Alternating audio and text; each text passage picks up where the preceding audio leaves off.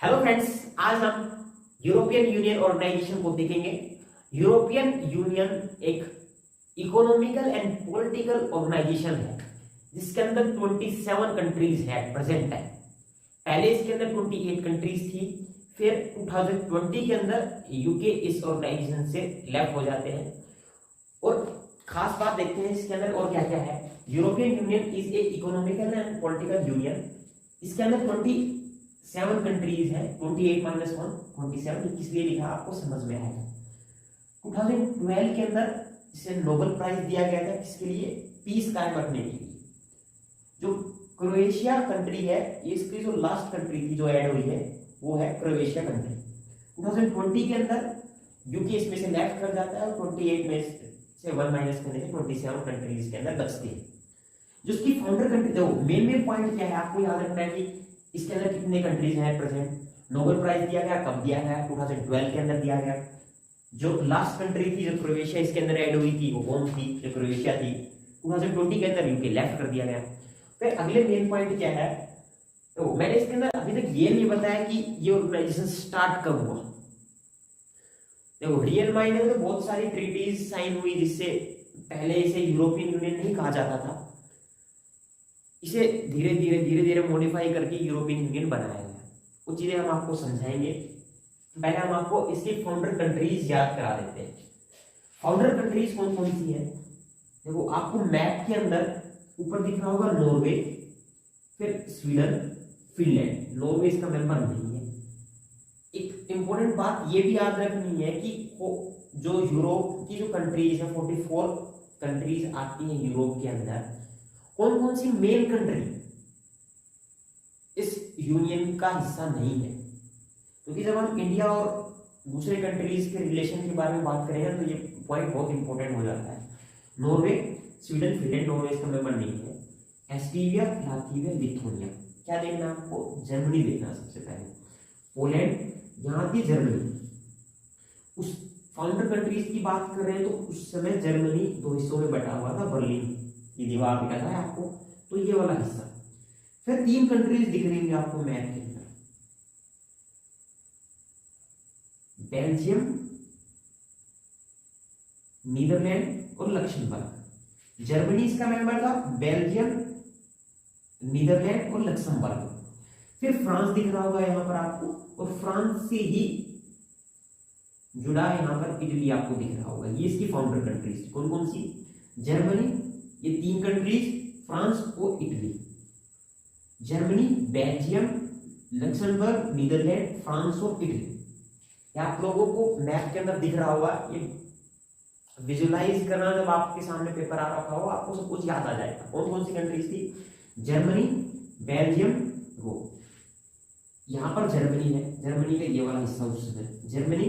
फिर 3 countries, Belgium, Netherlands, Luxembourg. फिर यहां पर फ्रांस, और फ्रांस से जुड़ा इटली।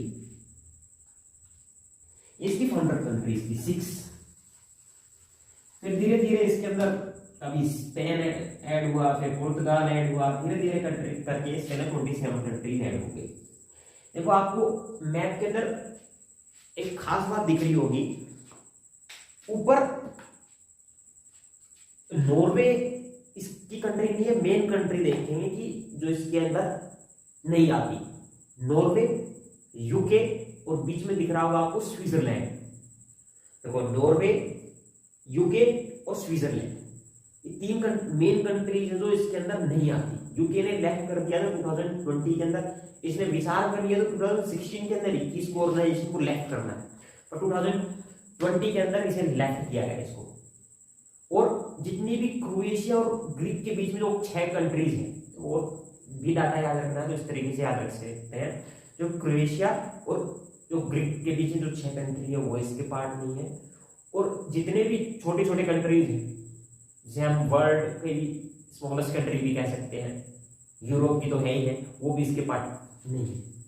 एट प्रेजेंट 27 है। 2012 के अंदर नोबेल प्राइज दिया गया, 2020 के अंदर यूके लेफ्ट हो गया। फाउंडर कंट्री 6 है, Germany, Belgium, Netherlands, Luxembourg, France और इटली।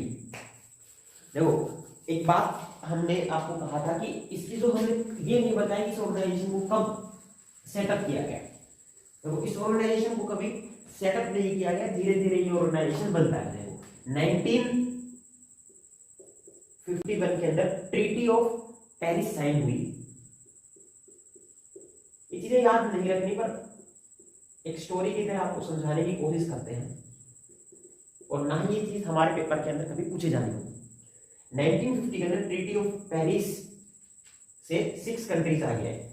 सेकेंड वर्ल्ड वॉर था, खत्म ही हुआ था, सब कुछ अनस्टेबल था, तो स्टेबल करने के लिए 6 कंट्रीज सामने आई, जो कि ये थी Germany, Belgium, Netherlands, Luxembourg, France और इटली। ये उन्होंने आई और इन्होंने एक ऑर्गेनाइजेशन सेटअप किया जिसका नाम था European coal and steel community. इसे शॉर्ट में हम लिख सकते हैं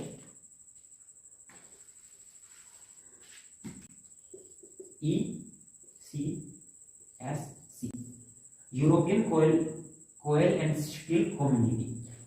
ये इसे सेटअप किया था। इसको सेटअप करने का कारण ये था कि कोयला और स्टील की इंडस्ट्रीज को प्रमोट करना, इनको बढ़ावा देना। फिर 1957 के अंदर ट्रीटी ऑफ रोम साइन की, जिसके अंदर बहुत सारी कंट्रीज और ऐड हुई, और जो ये ECSC था इसका नाम बदलकर इन्होंने EEC कर दिया। EEC means European economical community. 1991 के अंदर ट्रीटी ऑफ मोस्ट्रिच आई, जिसके अंदर क्या हुआ, जो EEC था इसका नाम बदलकर यूरोपियन यूनियन कर दिया गया है, यूरोपियन कम्युनिटी कर दिया गया। ये इसकी हिस्ट्री है थोड़ी सी, जो आप लोगों को याद नहीं रखनी, बस याद रखोगे तो बस ये बात याद रखना। 1951 के अंदर ट्रीटी ऑफ पेरिस से 6 कंट्रीज इसके अंदर ऐड हुई। वो कंट्रीज कौन कौन सी थी? जर्मनी, बर्लिन की साइड वाली, ठीक है, जर्मनी, बेल्जियम, नीदरलैंड, लक्समबर्ग और फ्रांस और इटली। कौन कौन सी मेन कंट्री है यूरोप की जो इस यूनियन के अंदर नहीं है? यूके और नॉर्वे और स्विट्जरलैंड। यूरोप के अंदर 44 कंट्रीज आती हैं, जिसके अंदर 27 इसके पार्टिसिपेंट हैं।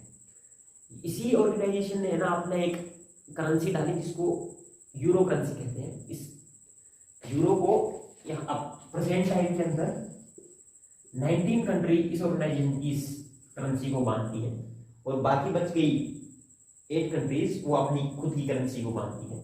इसी ऑर्गेनाइजेशन से ने एक सेंट्रल बैंक की स्थापना की जो इस यूरो करेंसी को चलाता है। बस इस ऑर्गेनाइजेशन के अंदर इतना ही। अगली वीडियो में मिलते हैं किसी नए ऑर्गेनाइजेशन के साथ। जब तक के लिए जय हिंद, जय भारत।